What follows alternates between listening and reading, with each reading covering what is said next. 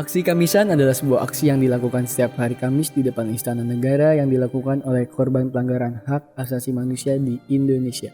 Aksi ini pertama kali dimulai pada tanggal 18 Januari 2007. Tuntutan dari kegiatan ini adalah menuntut negara untuk menuntaskan pelanggaran HAM berat di Indonesia seperti tragedi Semanggi, Trisakti, dan tragedi 13-15 Mei 1998, peristiwa Tanjung Priuk, dan peristiwa Talang Sari, dan juga peristiwa yang lainnya. Saya tak menyangka aksi ini akan bertahan begitu lama hingga 13 tahun. Apakah saya ingin berhenti?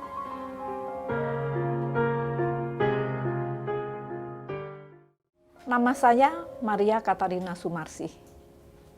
Saya adalah ibu dari Bernardinus Realino Norma Irmawan alias Wawan, korban penembakan saat tragedi Semanggi I pada 11-13 November 98. 21 tahun sudah saya berjuang mencari keadilan bagi putra saya.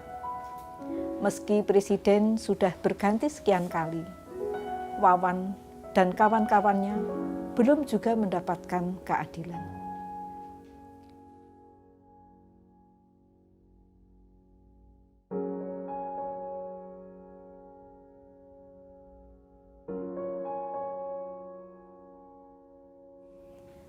Salah satu yang saya lakukan agar presiden bisa mendengar perjuangan saya adalah lewat aksi Kamisan. Sejak 2007, saya bersama para korban dari berbagai kasus memulai aksi diam di seberang Istana Negara. Kami mengenakan busana hitam dan berpayung hitam. Kadang terbersit keinginan saya untuk menyerah. Saya lelah, sebab tuntutan kami tak pernah digubris. Bukan hanya kasus Semanggi I yang tidak ada kejelasannya. Kasus hilangnya Wiji Dukul, kematian aktivis buruh Marsina, matinya aktivis HAM Munir juga bernasib sama. Meski begitu, saya bersyukur menyaksikan aksi Kamisan saat ini. Sebab telah menjadi ruang publik bagi banyak orang. Saya berterima kasih atas empati, dukungan moral, dan pendampingan yang dilakukan dari berbagai komunitas. Merekalah yang membuat saya semangat dan tak gentar. Meski lelah dan putus asa, barangkali saya dan keluarga tak akan menikmati apa yang diperjuangkan lewat aksi Kamisan.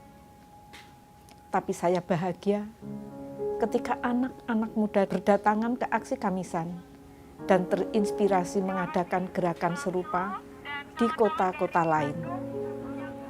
Harapan saya adalah agar penyelesaian kasus pelanggaran HAM berat di pengadilan menjadi barometer penegakan hukum dan HAM.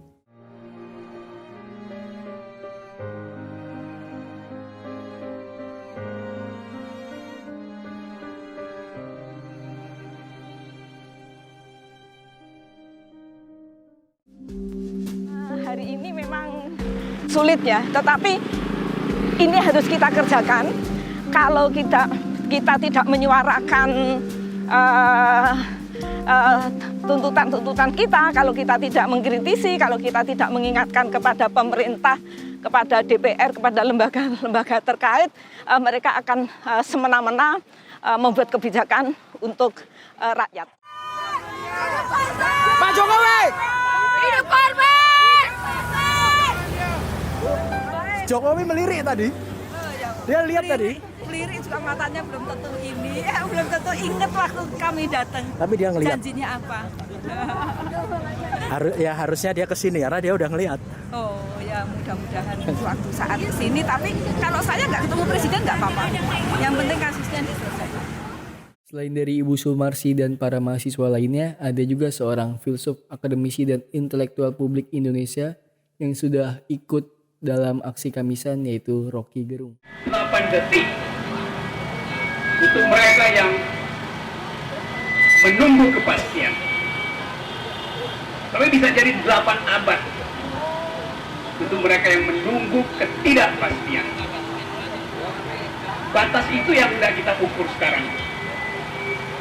Apakah suara hari ini yang diucapkan melalui puisi oleh Ulil tadi, atau diterangkan melalui naskah akademik yang penuh kemarahan oleh saudara Hamid tadi, bisa memperpendek 8 minggu itu menjadi 8 detik, atau akan memperpanjang ketidakpastian itu menjadi 8 abad.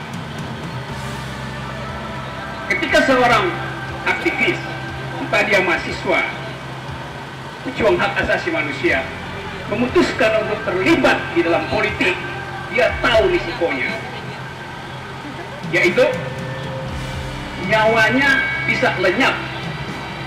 Tetapi dia lebih tahu bahwa keadilan tidak mungkin dilenyapkan bersamaan dengan lenyapnya nyawa. Karena itu selalu ada harapan pada setiap aksi politik, setiap aksi perlawanan, yaitu bahwa keadilan akan dipulihkan oleh rejim baru. Hanya itu dasarnya kenapa orang melawan, dan hanya itu dasarnya kenapa kita ada di sini setiap hari Kamis. Yang diluncurkan hari ini bukan website, bukan situs, tapi janji untuk menagih. Dan janji itu kita tanamkan pada Munir, pada Wawan, pada 30 sekian kawan-kawan yang hilang. Tapi Munir bukan nama orang, Wawan bukan nama orang. Munir adalah nama sejarah, Wawan adalah nama arus sejarah.